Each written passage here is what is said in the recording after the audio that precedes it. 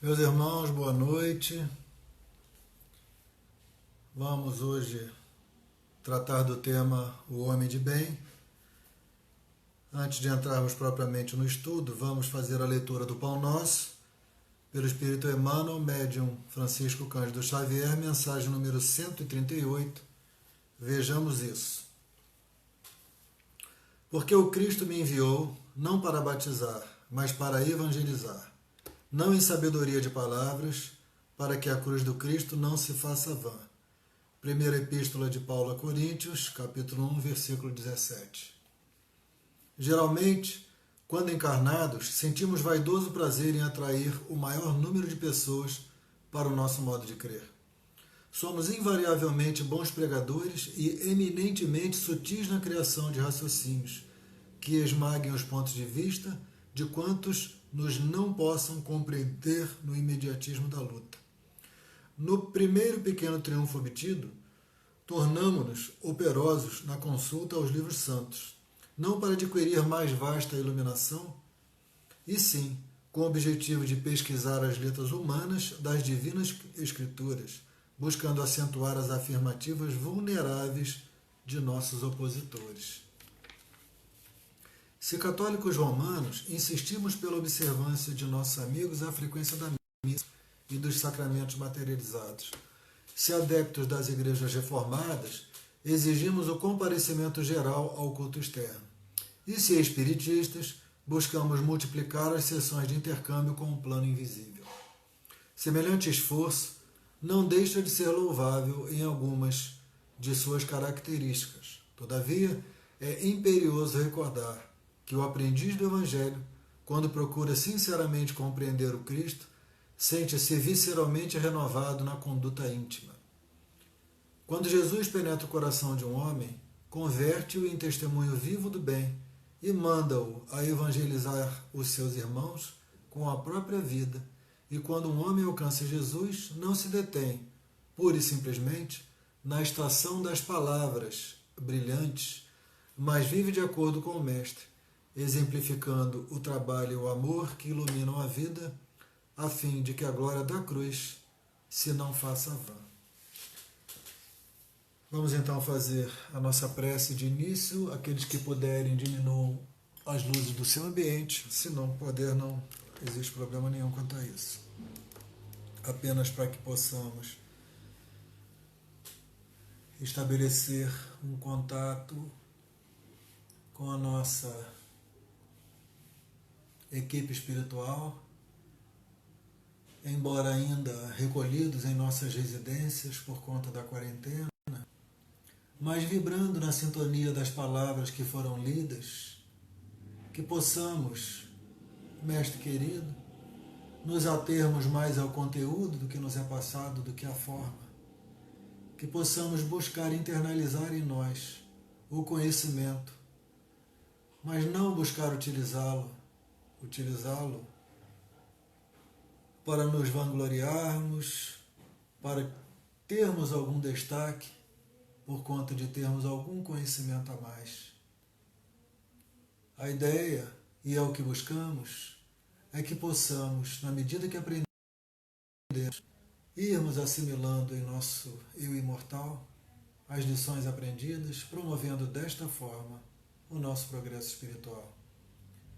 Hoje, Senhor, quando trataremos do capítulo que fala sobre o homem de bem, a pessoa de bem, buscamos a inspiração do mais alto para que possamos perceber no estudo de hoje um norte que estamos a perseguir, que nos aponta para onde devemos ir, embora algumas vezes nos pareça que ainda estamos distantes, mas ao menos já estamos a caminho, e que possamos estar cada vez mais firmes nesse caminho.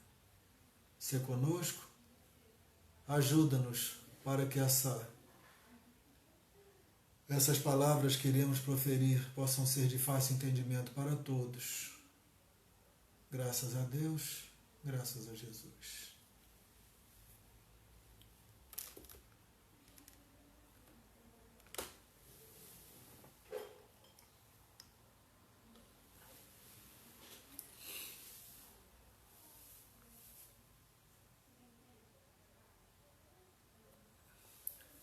Meus irmãos, boa noite. O tema de hoje, como nós já dissemos, se encontra no Evangelho segundo o Espiritismo, capítulo 17, Sede Perfeitos.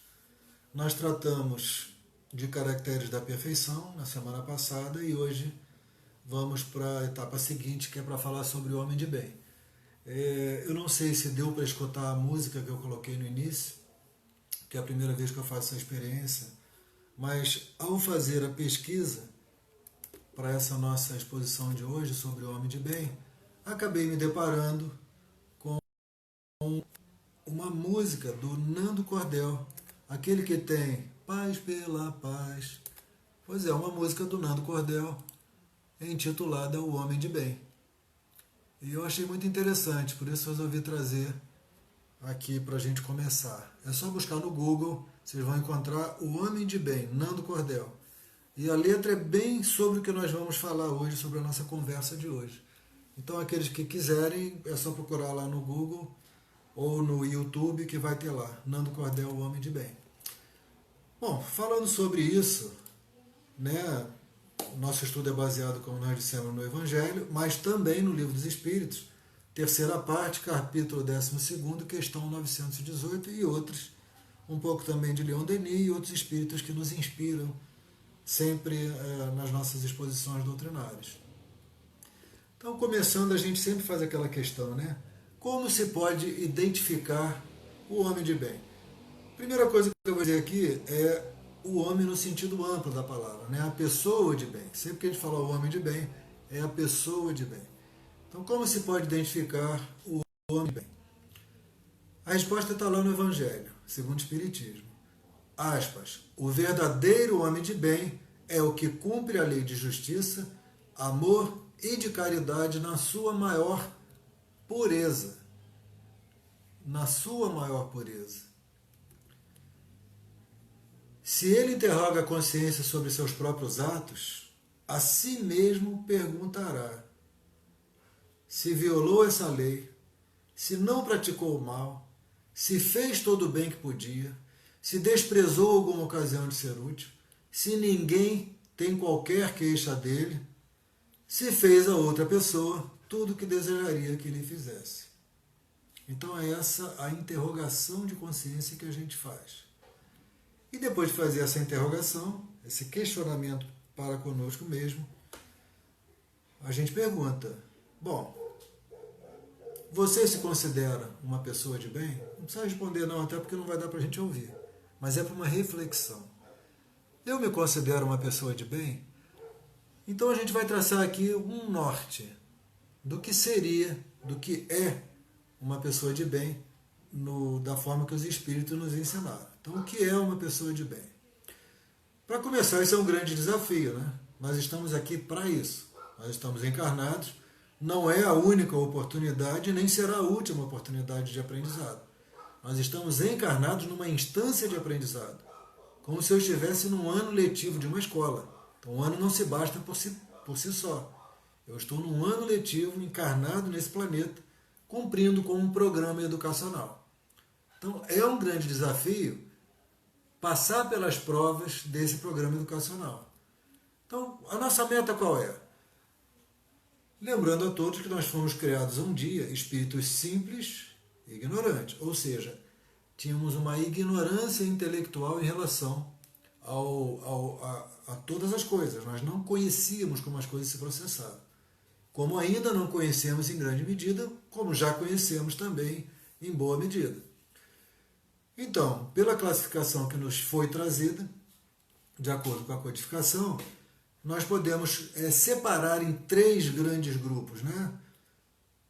Até o atingimento da nossa meta, que é o grupo dos espíritos imperfeitos, o grupo dos espíritos bons e mais adiante o grupo dos espíritos puros. Essa é a lei do progresso. Vamos passar por essas 3 etapas, até chegarmos ao estágio de perfeição relativa. Então, o que nós vamos falar aqui tem a ver com essa nossa marcha evolutiva, com essa nossa progressão. Então ninguém fique aflito, ninguém fique angustiado, porque vai olhar e vai falar, ai meu Deus, ainda estou longe disso, ainda falta tanto. Sim, falta. Mas já caminhamos um tanto. Já caminhamos bastante até chegarmos ao ponto que estamos hoje. caminharemos mais um tanto. Então, esse aqui é um ano letivo e nós estamos cumprindo um programa educacional.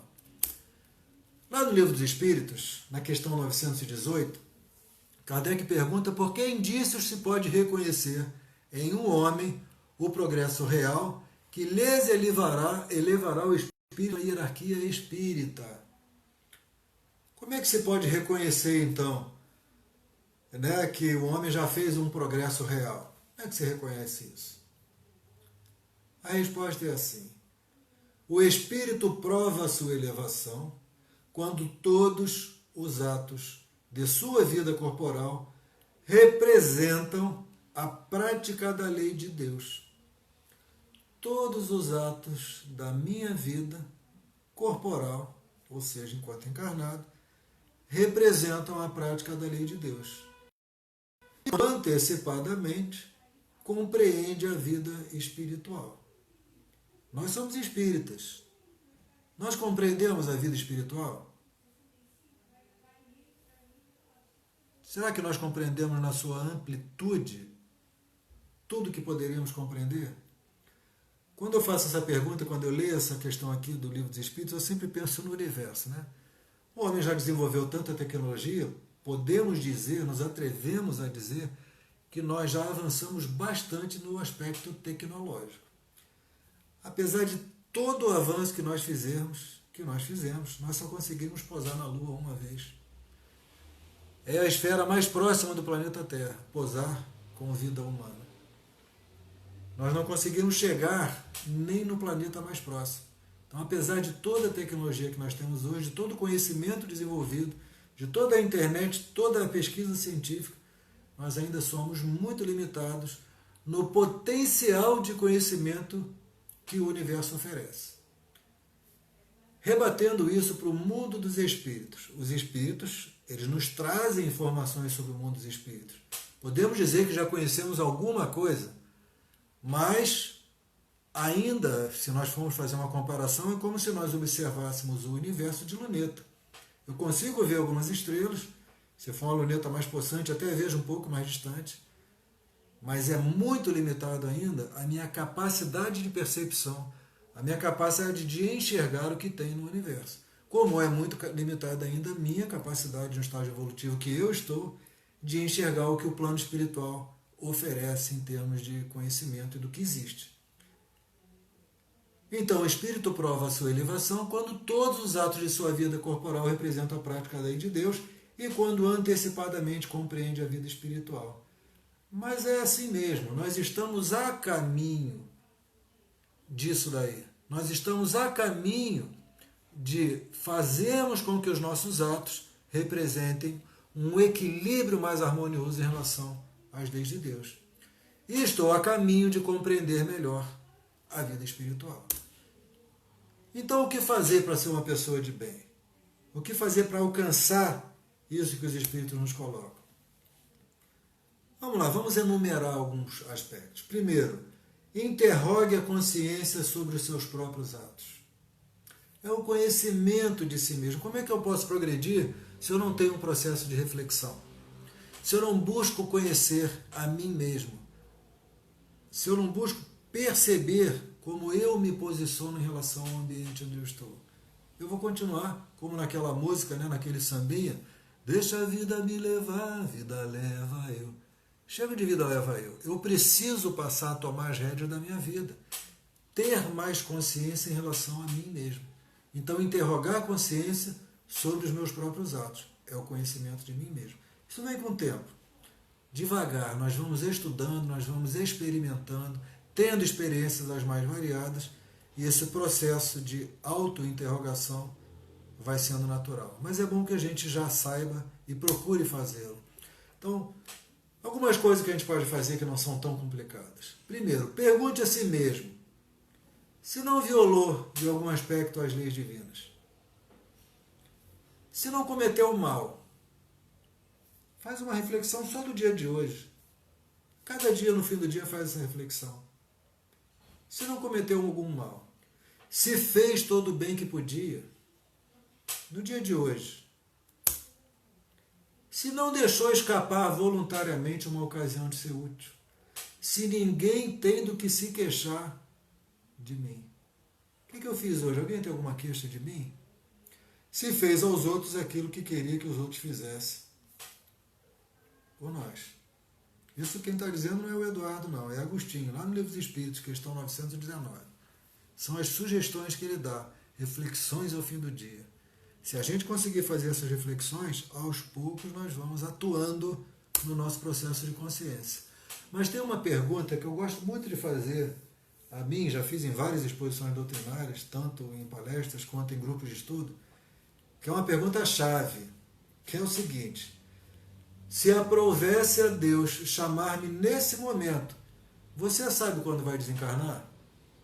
Eu não sei quando eu vou desencarnar. Pode ser hoje à noite, pode ser amanhã de manhã, pode ser daqui a um ano, pode ser quando eu tiver 90 e tantos anos, eu não sei quando é. Mas se eu fosse chamado hoje, se eu desencarnar hoje, ao entrar no mundo dos espíritos, onde nada é oculto, teria eu de temer o olhar de alguém? Essa pergunta é feita por Agostinho também.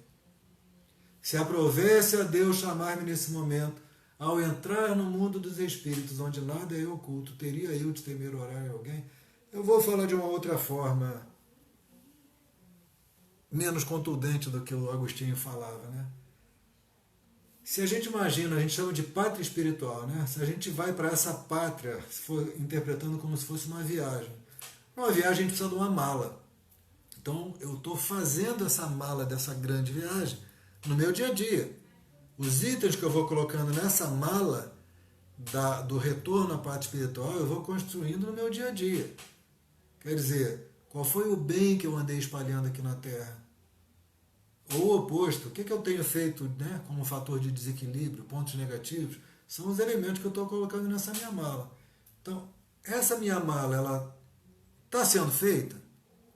Ela está sendo elaborada? Ela está pronta? Se eu for hoje, se eu for amanhã de manhã, se eu for daqui a um ano, como é que está a minha mala para essa grande viagem? Essa reflexão a gente precisa fazer. Ah, não, eu vou esperar para quando eu me aposentar, eu me dedico mais. Eu vou esperar para quando eu tiver mais dinheiro, eu me dedico mais. Eu vou esperar. A vida não espera. A gente pensa que tem ainda muitas jabuticabas naquele pote, né? Só que elas estão acabando. Ou pode ser que esteja, a gente não sabe. Deposite fé em Deus, na sua bondade, na sua justiça e na sua sabedoria. É a questão da confiança. A gente costuma dizer assim: eu confio em Deus, sim. Confio bastante em Deus. Se a gente confiasse numa medida absoluta em Deus, quando surgir, isso é um processo de reflexão que a gente precisa fazer. Quando surge uma dificuldade na minha vida, né? A gente agora está numa pandemia. Parentes, amigos, pessoas próximas, contraindo, ficando muito doentes, alguns até desencarnando. Quando a gente passa por uma dificuldade maior, a gente fica moado, a gente não aceita muitas vezes, às vezes a gente até se revolta. Quando a gente precisa lembrar de alguns atributos de Deus. Deus é a infinita expressão de amor, a infinita expressão de justiça e de sabedoria. São alguns dos atributos de Deus. Então, se esse ser que é infinitamente justo, bom e amoroso coloca na nossa vida uma situação mais difícil, mais complicada, essa razão, essa dificuldade tem a sua razão de ser. Nós que somos espíritas, que aprendemos isso intelectualmente, nós precisamos assimilar esse conceito para dentro de nós, para que quando venha a dificuldade, seja ela do tamanho que for, nós possamos ter serenidade de atravessar a dificuldade, conhecedores que somos da infinita justiça e sabedoria de Deus. Então deposite fé em Deus, na sua bondade, na sua justiça e na sua sabedoria. É questão da confiança em Deus. Deus não erra. Acrescente fé no futuro, colocando os bens espirituais acima dos bens temporais. Eu já venho falando algumas vezes de brincadeira, é um dito popular, mas ilustra assim de forma um pouco jocosa essa questão: caixão não tem gaveta. Isso é uma forma metafórica de dizer que daqui a gente não leva nada de material. Aqui o que a gente leva são as nossas conquistas morais e intelectuais. As materiais, essas não vão contar não. Em nada. Ninguém vai querer saber qual foi o título que você teve, qual foi o cargo que você teve, se você se vestia naquela loja ou naquela outra. Nada disso vai contar. Nem a sua consciência vai contar isso. O que vai contar, quantas lágrimas eu enxuguei, quantos corações eu consolei, quanto bem eu pude espalhar, quantas oportunidades de fazer o bem eu aproveitei, quantas oportunidades de fazer eu evitei. Essas coisas vão contar quando nós retornarmos à parte espiritual. Então acrescente a fé no futuro, colocando os bens espirituais acima dos bens temporais. Porque essa vida aqui, ela é rápida. 60, 80, 90 anos que seja de idade, é um estalo de tempo. É muito rápido. Quando você olha para trás, você já fez 60 anos. Quando você pisca o olho, você já fez 70 anos. E assim vai. E quando você pisca, você se vê do lado de lá, já fazendo o seu balanço espiritual. É a questão da esperança. Aceite as vicissitudes da vida sem murmurar, entendendo-as como provas ou expiações. É interessante que se coloca murmurar, né? A gente muitas vezes das nossas vicissitudes, às vezes nem são tão grandes assim, mas a gente tem essa tendência a potencializar, né? Mas a gente não apenas murmura, como braveja, esperneia, algumas vezes se revolta, quando a gente deveria exercitar. A doutrina nos ensina isso. A resignação. Mas não é a resignação passiva de, ai meu Deus, como eu sou coitadinho. Não. É a resignação proativa. Meu Deus, eu estou passando por essa dificuldade que me parece às vezes difícil de suportar. Então me dê forças para que a espiritualidade venha em meu socorro.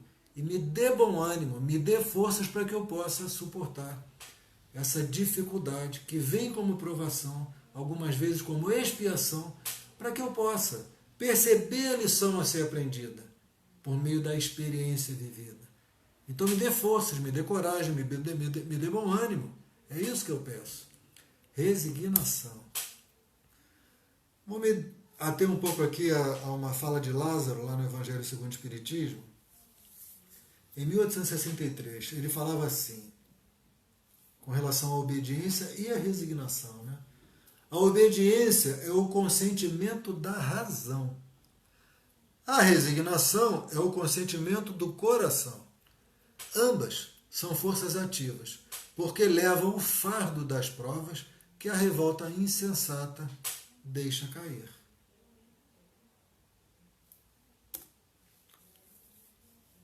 Doe doses abundantes de caridade e de amor ao próximo, retribuindo o mal com o bem. Essa é mais uma característica da pessoa de bem.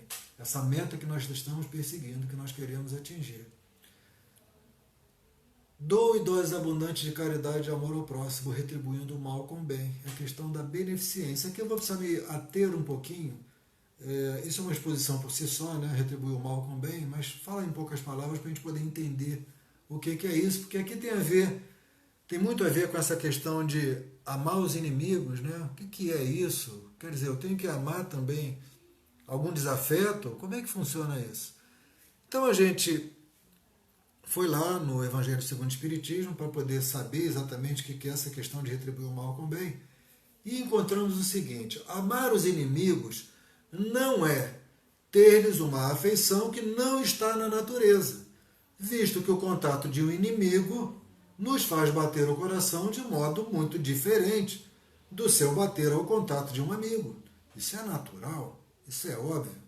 Não dá para eu vibrar da mesma forma que eu, na presença de um grande afeto, de um grande amigo, eu vibro na presença de um desafeto de uma pessoa que não me quer bem, ou que eu tenho dificuldade de relacionamento.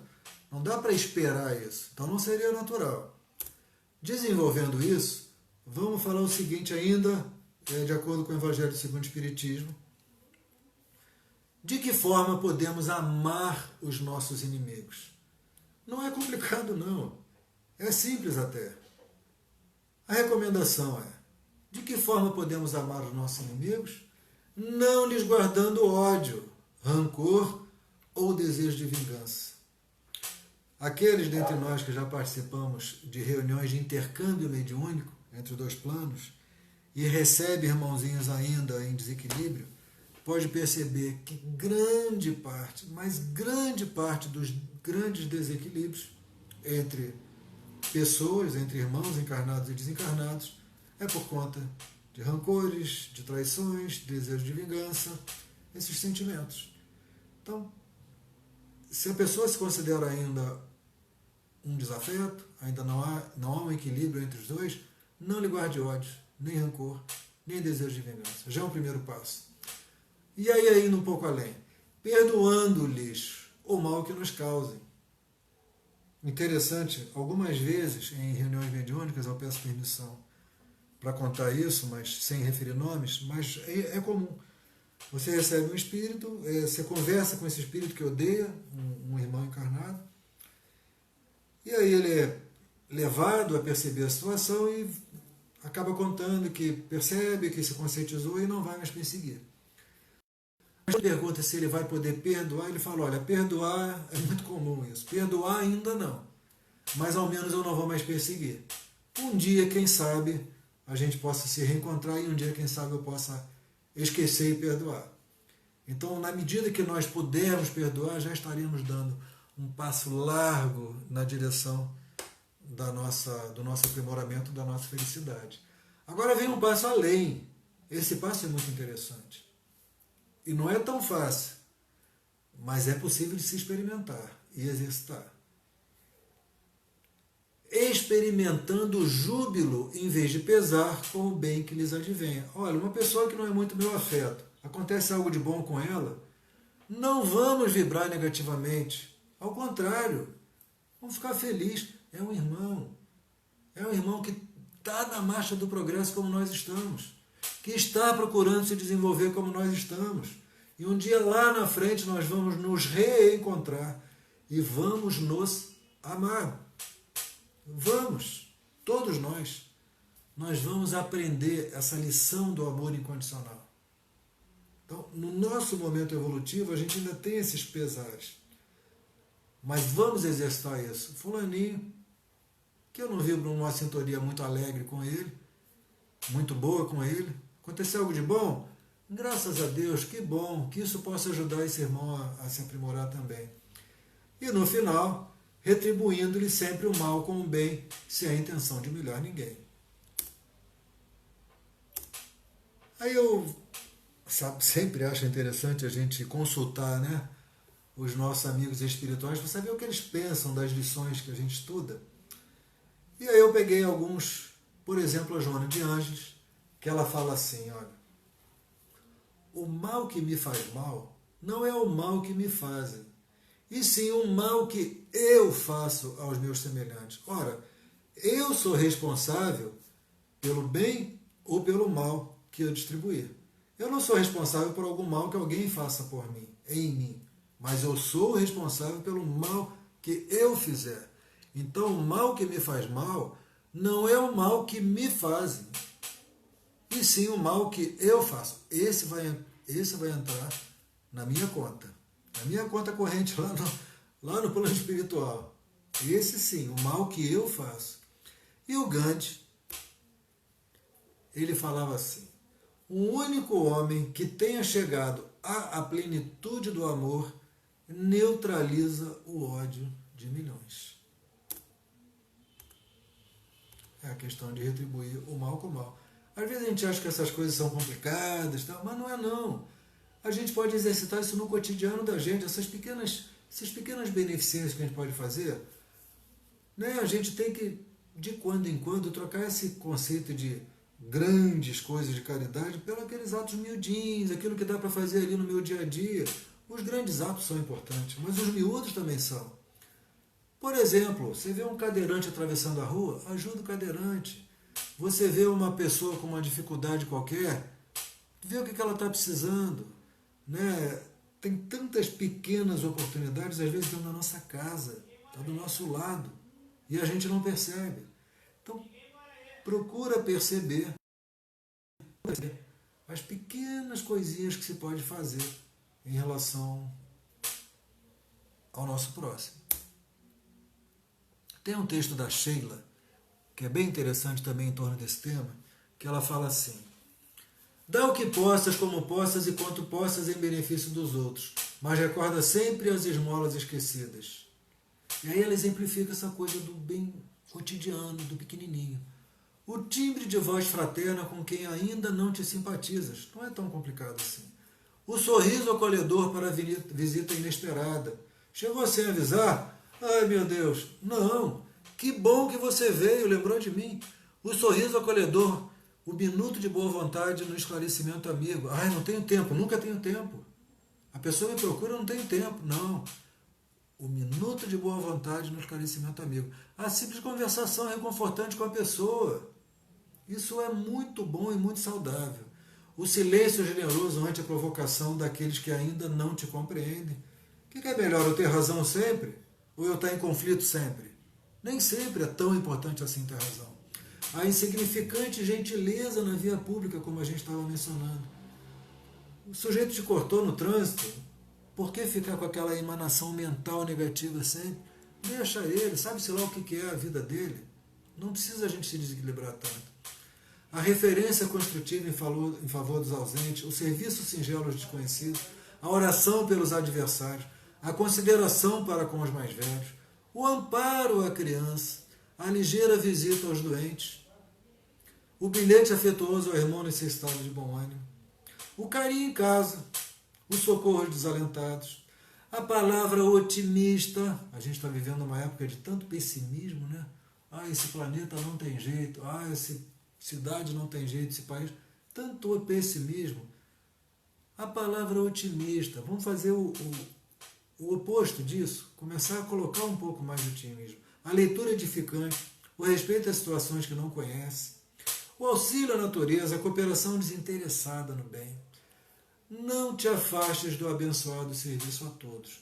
Os pequeninos gestos espontâneos da verdadeira fraternidade são alicerces seguros na construção do reino de luz e amor. Irmã Sheila. Ainda uma característica do homem de bem é a questão da beneficência. Faça o bem pelo bem. E tome a defesa do fraco contra o forte. São coisas que nunca saem de moda. Respeito, gentileza, tolerância, delicadeza, amor ao próximo, em resumo. Uma outra característica é aquele sentimento irradiante, né? Antes nós tínhamos muitos sentimentos para atendimento das minhas necessidades, mas na medida que a gente vai se conscientizando, a gente passa a irradiar. E o sentimento de solidariedade é um sentimento irradiante. Então pense nos outros antes de pensar em si, encontrando satisfação nos serviços que prestar, seja um grande serviço, seja um pequeno serviço, seja miudinho. Mas dá satisfação quando a gente tem a oportunidade de fazer algo em favor de alguém. Seja bom, seja humano, seja benevolente para com todos, sem distinção de raça, de credo, de nada, de nacionalidade, não há porquê distinção. Somos todos seres humanos. É questão da fraternidade. Todos em marcha de progresso. Todos chegaremos ao mesmo estágio. Respeite todas as convicções sinceras sem lançar anátema aos que não pensam como ti. Eu não sei se na história da humanidade já aconteceu um momento como a gente está passando agora. Realmente não sei. Mas hoje em dia há uma polarização total. As pessoas parecem que perderam a capacidade da escutatória, do contraditório. Quer dizer, eu coloco o meu ponto de vista e se eu não concordo com o meu ponto de vista, não serve.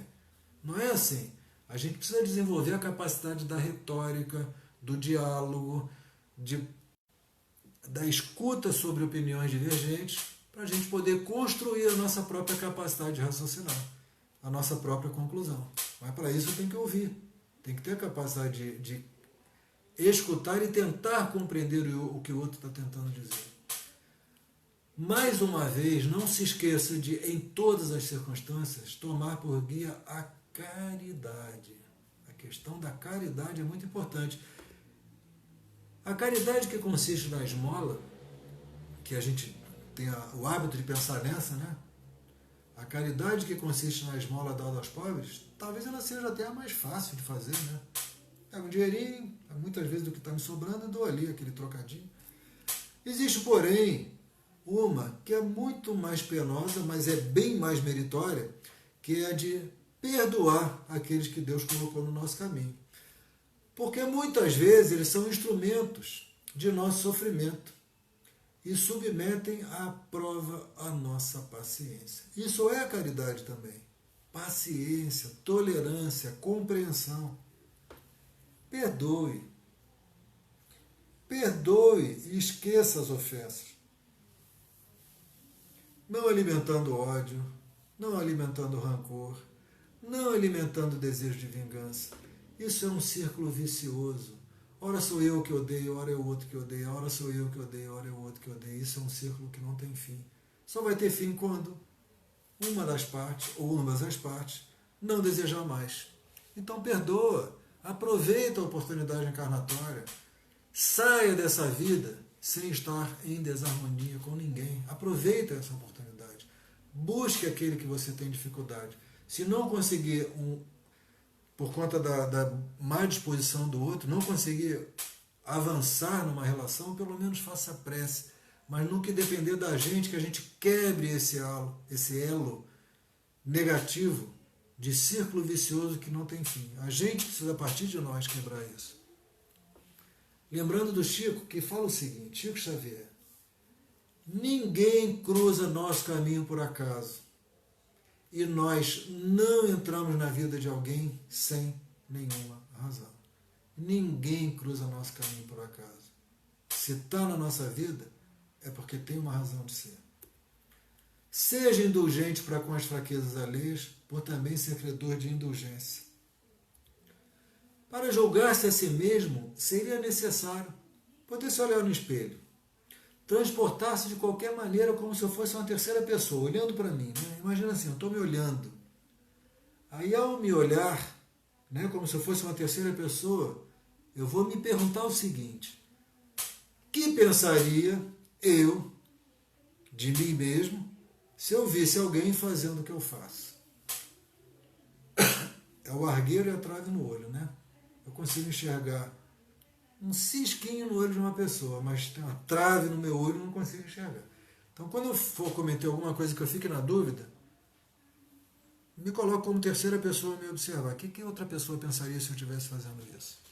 Não evidencie os defeitos alheios e procure sempre o bem que possa atenuar o mal. A questão da compreensão. Estude as próprias imperfeições e trabalhe incessantemente por combatê-las.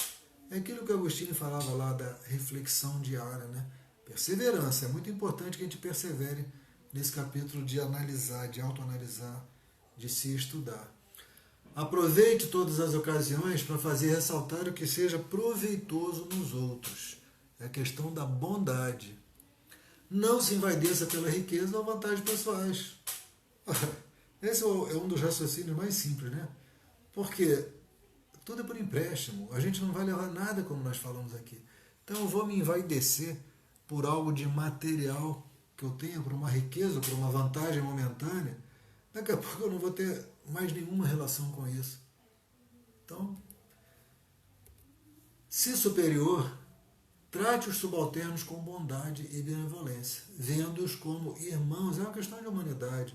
Agora, quando a gente é subordinado, compreenda seus deveres e se empenhe em cumpri-los de bom grado. Questão da dedicação. Finalmente, respeite todos os direitos que aos seus semelhantes dão as leis da natureza. Isso consubstancia tudo, que é a lei do amor. Então, gente, ficou muito claro e é muito fácil, né, fazer com tudo isso que eu falei aí dos caracteres do homem de bem. Parece que não é fácil, não. A gente sabe que não é. Mas é só isso? São essas as características do homem de bem? Vocês acham que é só isso? A gente falou de confiança, a gente falou de esperança, a gente falou de resignação. de beneficência, solidariedade, fraternidade, respeito, caridade, perdão, indulgência, compreensão, bondade, humildade, humanidade, dedicação, e embalamos isso tudo no amor. Mas não é tudo. Lembrando aqui o que dizem os Espíritos. Não ficam assim enumeradas todas as qualidades que distinguem o homem de bem. Mas aquele que se esforce por possuir as que acabamos de mencionar, no caminho se acha para que todas as demais, a todas as demais conduz. E aí, né? Você que me escuta nesse momento, eu, nós todos, não é uma questão de se vai acontecer, porque vai acontecer. Todos nós estamos destinados à progressão. É uma questão de quando. Pode ser mais rápido, pode ser menos rápido. É uma questão de quando. Vai depender de nós. Do bom ou mau uso do nosso livre-arbítrio. Para ir mais rápido ou mais devagar. Mas é uma questão de quando. Então essa é a grande boa notícia para esse grande desafio que é chegar lá. Agora, nada acontece até nós termos a vontade de fazer as coisas acontecerem. Porque depende de mim. Um irmão pode me ajudar num regime de solidariedade a progredir. Mas depende de mim, dos meus esforços pessoais. O Leon Denis fala que todo o poder da alma se resume em querer, saber e amar. Está lá no Problema do Ser, o Destino da Dor. Querer dirigir toda a energia para o alvo que se tem de atingir, desenvolvendo a vontade e aprendendo a dirigi-la. Saber porque sem o estudo profundo das coisas e das leis, o pensamento e a vontade podem transviar-se. Acima de tudo, porém, é preciso amar, porque sem o amor, a vontade e a ciência seriam incompletas e muitas vezes estéreis. O amor ilumina-as, fecundas, centuplica-lhes os recursos.